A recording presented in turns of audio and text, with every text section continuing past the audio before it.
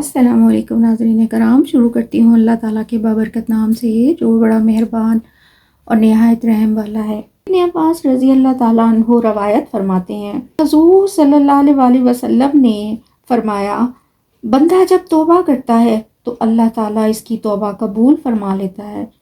محافظ فرشتے اس کے ماضی کے گناہوں کو بھول جاتے ہیں، اس کے جسم کے اعضاء اس کے گناہوں کو بھول جاتے ہیں۔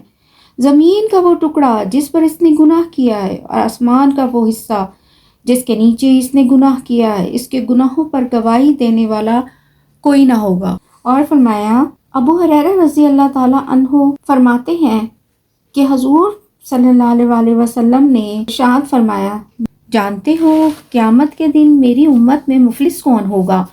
صحابہ کرام نے عرض کیا، یا رسول اللہ صلی اللہ علیہ وسلم، ہم میں سے مفلس وہ ہے جس کے پاس مال و دولت نہ ہو۔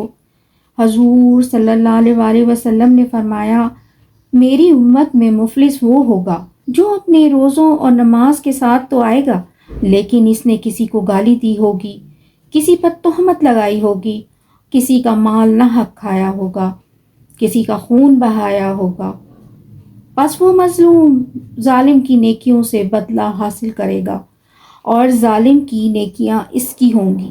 اگر نیکیاں ختم ہو جائیں گی تو مظلوم کی برائیاں اس کے نامہ اعمال میں لکھ دی جائیں گی، پھر اس مفلس کو دوزخ میں پھینک دیا جائے گا۔ اس لیے ظالم کے لیے ضروری ہے کہ توبہ میں جلدی کرے۔